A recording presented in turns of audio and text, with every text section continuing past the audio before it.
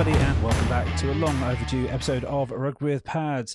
I'm Sam, your host, and today we are going to be continuing our off-season / pre-season musings with a subject that is very clear and dear to my heart. It's something that a lot of the episodes of this podcast have been built around. Might be able to guess what it is? No, it's not deep analytics. It is, of course, mocks and the vibes behind it. And I want to kind of pose the question in as Shakespearean style as I could get: to mock or not to mock? That is the question.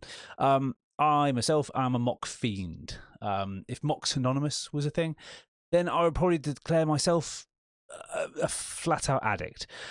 Whether it's rookie season, obviously just gone by for a lot of people, for myself included, actual draft season, which normally happens in July, August, or something I just want to play about with, I just love doing mocks in general. I mock hard. I try out different strategies, different styles, artificial constraints, all to give myself an edge. But as Mike Tyson once said, everyone has a plan until you get hit in the mouth. And maybe that's why we mock. Up to you guys to decide. But that's certainly why I mock, to try and work out how many ways I can get hit in the mouth.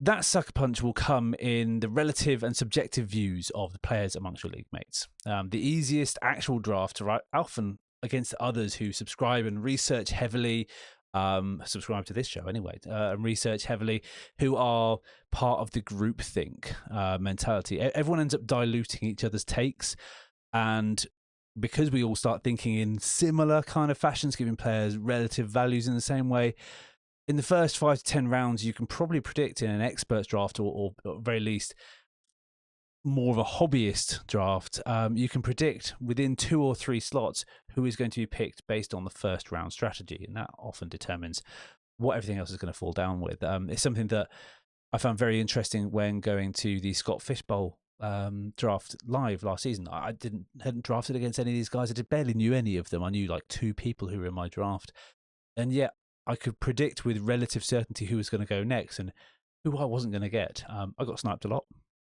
of course, but I sniped other people as well because everyone's signing up to the same way of thinking. Instead, when someone who hasn't prepped or who has a bias, who has players they want to get behind, and it then messes up the natural order of what you've prepared for. You know, those guys who rock up to the draft and go based on vibes are going to muck up your situation here. And that's when things get exponentially out of hand. Nobody can prepare for the exact scenario you'll experience, but in my opinion, this is my doctrine of thought, mock drafting, especially when you have those aforementioned artificial constraints, gives you the tool to be able to adapt, to pivot, and not get too flustered, because as I said, everyone's got a plan until you get hit in the mouth. What happens after that counts. The pressure also gets to everyone. 90 seconds, 2 minutes a pick, unless you're doing really slow drafts like I've done a lot this preseason, it comes fast. And by the time you've processed the last 10 picks before it gets back to you, got your head back in the game and had a little chinwag with the guy you only speak to 3 times a year, then it's gone and you have to make a decision, or you end up getting auto-drafted. Mock drafts gives you a strategy or a blueprint to work to. Whether it's drafting in tiers, something that I highly recommend you do, and we'll be talking a lot about that when it does come to draft season, going for a round-by-round or positional strategy, or working on value-based drafting. Not really a fan of that.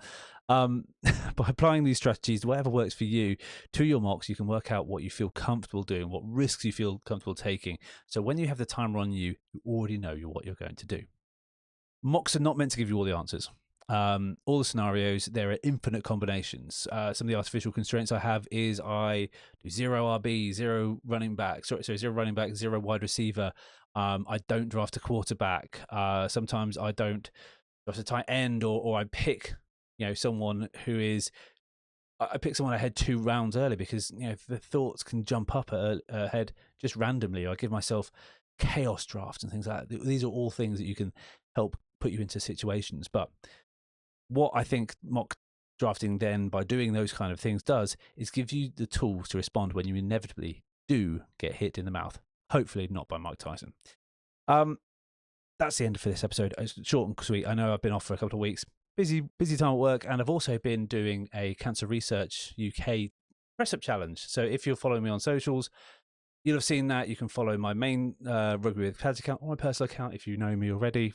But it's a great cause. 1 in 2 of us will get impacted by cancer in some way, shape, or form in our lifetimes. And for me, I've had plenty of people in my life who have been affected, and I'm not in marathon shape, but I have managed so far, on day 7 in, I've managed to heave my body up and down 700 times. I'm planning to do it another 2,300 times before the end of the month.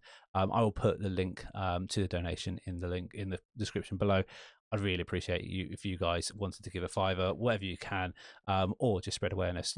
As always, like, share, and subscribe. I appreciate you guys for listening. I'm going to get off my high horse, and I will see you all very, very soon. Virtual Reality.